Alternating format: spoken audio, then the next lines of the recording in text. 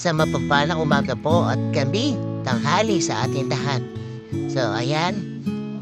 Ako nga po pala si Jeffrey Calma. Ayan. Dati ko OFW sa Taiwan. So, kung titingnan po natin, dati po pangarap ko lang na makasama yung anak ko after 12 years. Ayan, kasama ko na po siya. Masasabi ko na nga talaga mga soy na, ay, at the end, nakauwi rin, okay? So, dati po pala tayo OFW sa Pilipinas. So, yung moment po na to, sobrang pangarap ko talaga. Grabe, yung makabanding yung anak ko. Kasi nung umuwi na po ako dito sa Pilipinas, malaki na siya. Nasa 4 years old na siya. So, ngayon, nakaka 2 years na ako dito sa Pilipinas. Mula nung umuwi po ako galing Taiwan. So, ayan, sobrang sarap sa pakiramdam po na nakakabanding ko na po yung anak ko. Sobrang, dati pangarap ko lang to. Ngayon, ayan, grabe. Nahahalikan, nakakatabi sa pagtulog, naaamoy, nakahagkan. Kaya sobrang salamat ako sa Diyos kasi isa pong dating gustong umuwi from abroad. Ayun, ayan, kasama ko na yung anak ko, nakakabanding ko na siya. Kaya maraming salamat sa panalangin. Maraming salamat din sa asawa ko na sumusuporta sa amin, sa akin. At naging malaking fight po nung pag-uwi ko dito sa Pilipinas yung asawa ko. Kasi kung wala kaming binago sa buhay po namin, hanggang ngayon nasa ibang bansa pa ako. Hindi ko makakasama yung anak ko. Siguro ngayon, pwedeng pag-uwi ko po, matanda na yung anak ko, malaki na. So maraming mga moment na malalampasan talaga ako.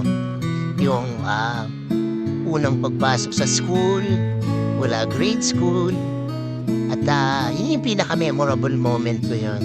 Kasi tandang-tanda ako pa nung bata pa ako. Kaya hindi ko makalimutan yun. Nung grade 1 pa lang ako, yung nanay ko talaga yung naghatid sa akin. Kaya hindi ko talaga makakalimutan yun.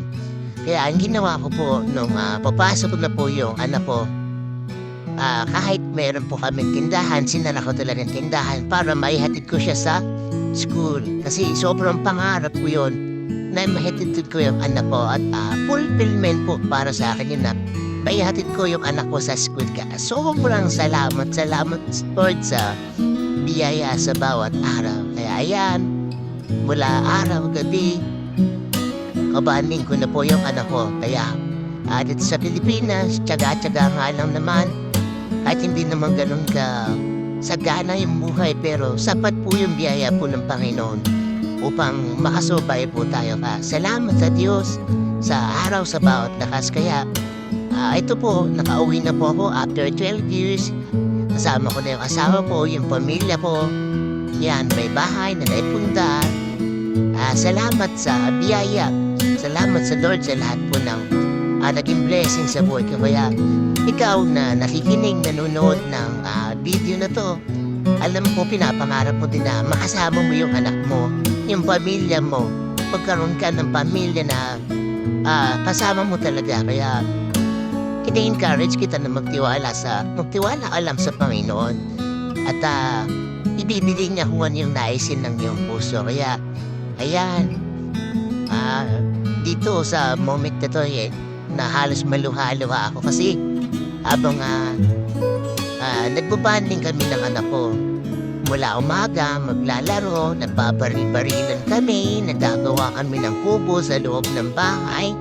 Kaya tinitreasure ko tong moment na to kasi darating yung time, kasi 8 years old na siya. So maybe 3 years from now, ayan, dito na ako sa video, 3 taon mula ngayon, malaki na siya.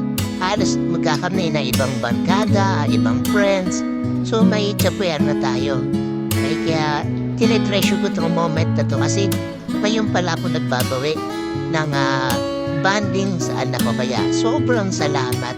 At ayokong palampasin yung moment na to. Kaya kung ikaw namimiss mo yung anak mo, i-goal mo na makauwi. At isang tabi natin kung ano yung matitinding pangarap natin. Yes, meron tayong matitinding mga pangarap.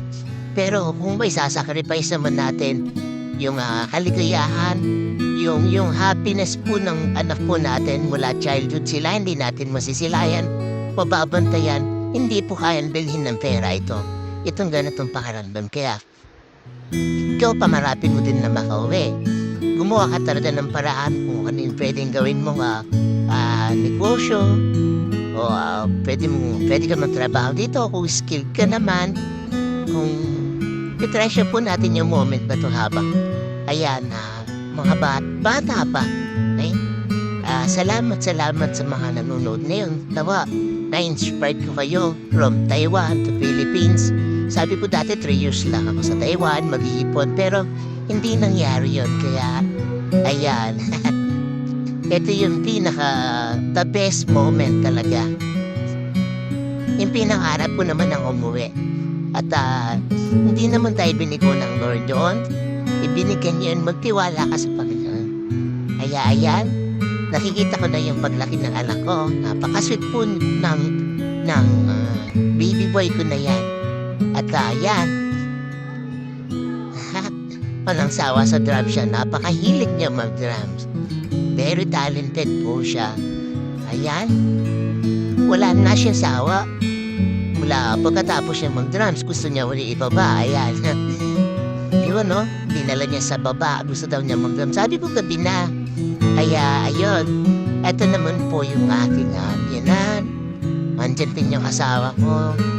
Ayan. Yan po yung aming munting bahay na ipuntahan mula sa Taiwan. Salamat sa lahat ng biyaya. Nawa, na-inspired ka sa story ko. Salamat. At araw-gabi kasama ko na sila. Thank you so much. Thank you.